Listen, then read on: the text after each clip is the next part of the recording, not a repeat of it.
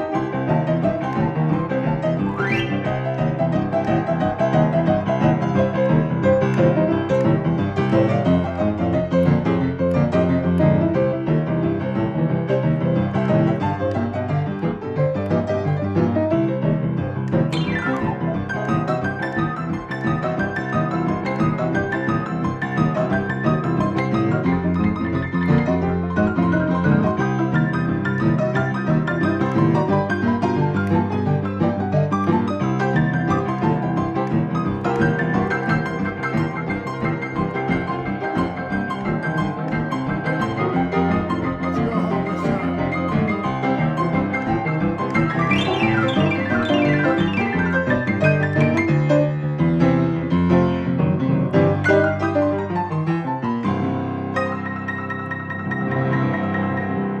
All right. Hey, y'all, I'm Flint Long, and I'm here with my friend Dick Pitasssy, and we hope you enjoyed that cooking boogie woogie. Dick, it's good to have you. Nice to be here. All right, Flint. man, I'm going to ask you some questions about boogie woogie, and I think that our viewers are probably curious to know how you learned to play like that.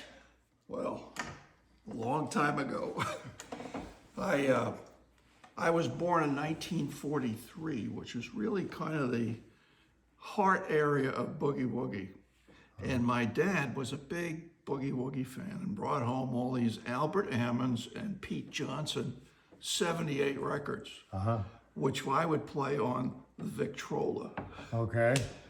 And I guess when I was about 5 or 6, I started trying to pick out the notes. Really? Yeah, I'd climb up on the piano chair and piano bench and try to hit, but they figured, okay, it's time to get this kid some lessons. But there were no, boogie woogie teachers around, so I endured 8 years of classical piano lessons. But I continued, as soon as my teacher went home, I'd continue to break out my Pete Johnson record and try to copy his riffs and his left hand and all this. And so just that way, I learned how to play it. Okay, so how did you learn what those guys were doing with the left hand? We're talking about Albert Ammons, Pete Johnson, and others like Lux Lewis. Lewis, Jimmy Yancey. So without a teacher, how did you figure out what those left-hand patterns were? Playing the record over and over and over. The record, the Victrola was right next to the piano. So I would play, 4 bars, and then I try to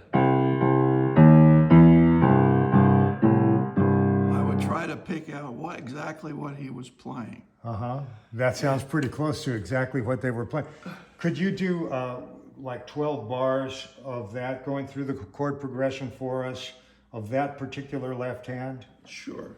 And I think boogie woogie is all about left hand in my judgment. Dick, I agree. I think that the boogie woogie, the charm of it, what grabs us here, at least for me, and I guess for Dick too, is that left hand, that driving train-like rhythm. And I tell my students that it doesn't matter what happens with the right hand. You can make mistakes and everything as long as that left hand keeps going, right? Yeah. Okay, so show us that left hand now. Okay. Well, Pete Johnson and Albert Ammons played, I would say, 4 or 5 variations of a left-hand boogie riff. Okay. And I guess the basic, most basic one would be this one here. That one. Yeah. And most boogie woogie is it's a 3-chord genre, and so it's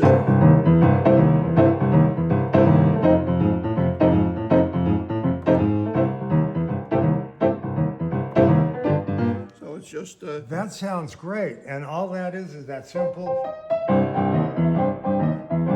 Okay. Now, there are a lot of variations of that. Okay. Now, Albert Ammons had one that would go like this. And it's basically all the same notes, just kind of rearranged a little bit. It was this one.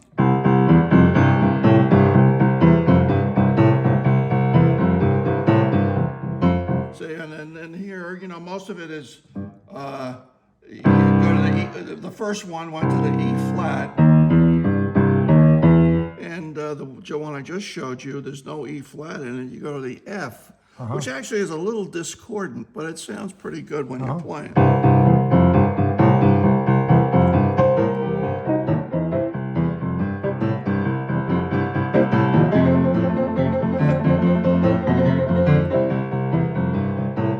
Sometimes I lose it and I go back to E flat, but you know, That's okay. You know what I'm trying to do. You know, we're here for progress, not perfection. Yeah. So, and then, you know, another variation would be when you go up to the seventh or the B flat. Yeah.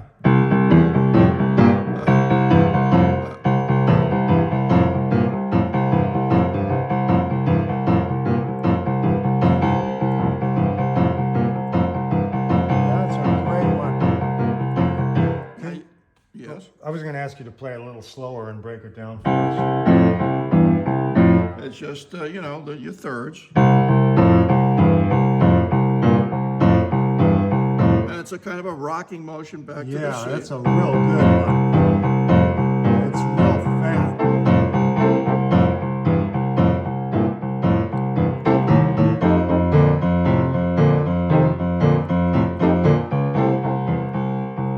Okay, I have a question now. Which was the one that you were doing when we opened with the duet? What were you? Okay, well, that's the most recent one. Okay.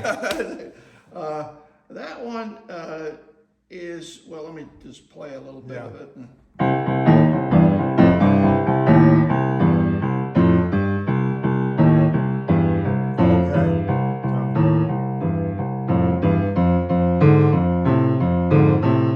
So I imagine you've learned these left-hand patterns over the years because you weren't learning all that stuff when you were a child. were No, you? no. So,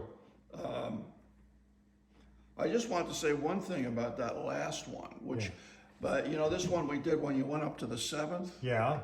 You can combine that last one alternatively to do this.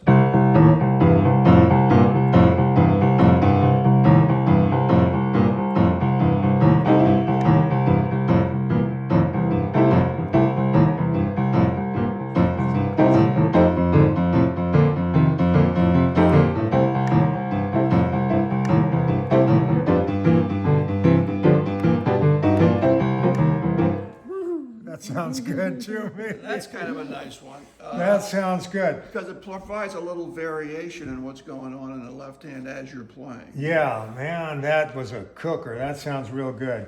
Okay, so if a person is watching this and they want to get there, and it's hard. It's hard and they can't do it. And when I was learning, I'd get cramps in my forearms trying to do, especially this one. That would give me cramp, but other things. So for a student of Boogie Woogie who wants to make advancement, what would you tell them? I mean, It's hours of repetition, I would say, is really what it is. You have to learn it to the degree that so when you start combining it with your right hand riffs, you don't have to be thinking about what's going on in your left hand. Mm-hmm. If you're trying to play right hand riffs while you're thinking about doing that correctly, it's not going to happen. it's not going to work. So it's why I say that the fundamental of Boogie Woogie is you've got to internalize whatever left hand riffs you're going to play so that they happen automatically. It's like when you were first driving, you'd have to think about stepping on the brake. Well, after you drive for a couple of weeks, you don't have to think about it anymore. It just happens. That's true. And so the left hand has to just happen. And the only I don't know any other way to do that than do it for hours. Do it for hours. Yeah. And do it in different keys because for hours. Hours. You know all about hours. How many hours? Well, I was hoping for a magic formula that I somehow missed, because the only way I know how to do it is spend hours and hours and hours. I just wanted it so bad that I was willing to just sacrifice, and I couldn't do it, and then all of a sudden I almost did it. And then that gave me hope to continue. Then I couldn't do it, and then I almost did it again. Then I couldn't do it, and I accidentally did it. And so I said, well, if I can do it once, I can do it again. So then what, days and weeks go by, and that's how slow it was for me. In recent times, I play the piano maybe 3 times a week for 15 minutes. And when I first met you and you're telling me you spend 5 hours a day practicing, I went home, it was pretty depressing. But that's the only thing I do, you know. There were times, you know, at the very beginning when I was a kid, I really wanted to learn this stuff. And then, interesting enough, the timing was pretty good because I was listening to the radio one day, along around, I don't know, 1958, 59 maybe. And this song comes on that I'd never heard before. And I ran into the kitchen to tell my mother, hey, Ma, there's a guy on the radio who plays just like me. And it was Jerry Lee Lewis. Yeah. Because I heard a whole lot of shaking for the first time. And, you know, he's really the guy that took boogie woogie and made rock and roll out of it. Yep. I think. The killer did that. So anyway. Well, that's terrific. Well, the last thing I want to discuss is the right hand now. Yeah. So are your right hands, because I know there's guys on YouTube, I see them, who play exactly a carbon copy of what Albert Ammons, for example, is doing, or even what Jerry Lee is doing. Yeah. Now, I've picked up some of that stuff and I've kind of made it my own.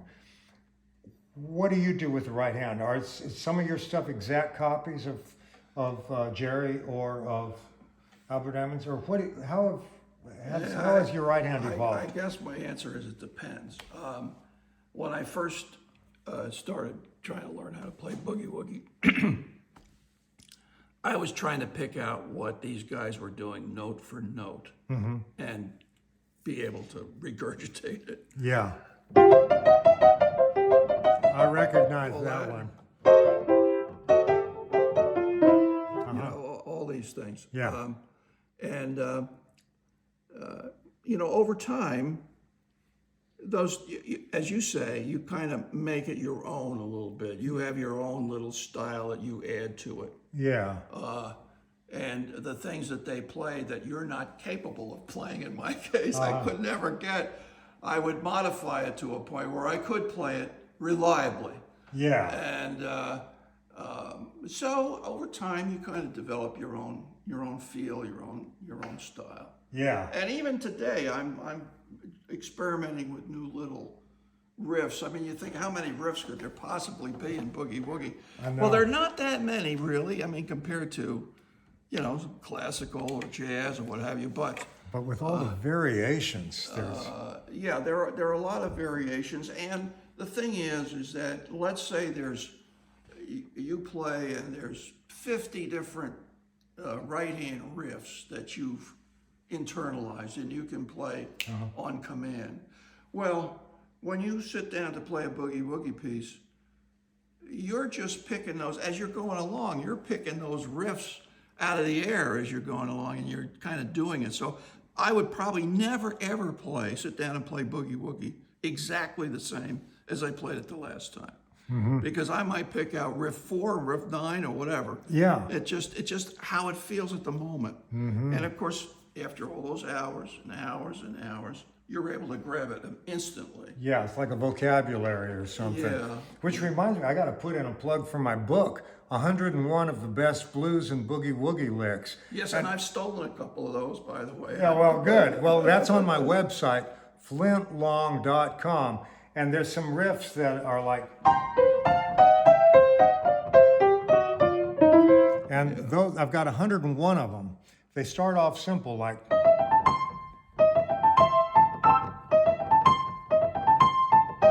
but then they get pretty complex. And what those are is a kind of a combination of gospel, rock and roll, boogie woogie, and things I've learned from like Jerry Lee Lewis or Right. even Fats Domino or Meadlux Lewis or Albert Ammons. So anyway, Dick, thank you so much. My pleasure. Take us out with a slow blues in G, will you please?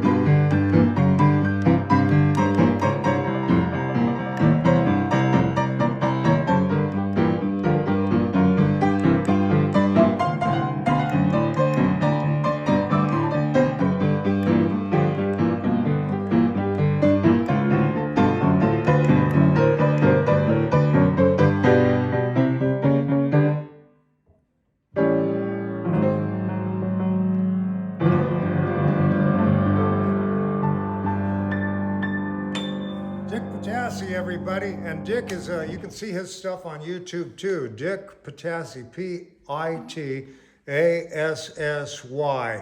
And I'm Flint Long. Thank you so much for joining us today, everybody. Take care. Bye.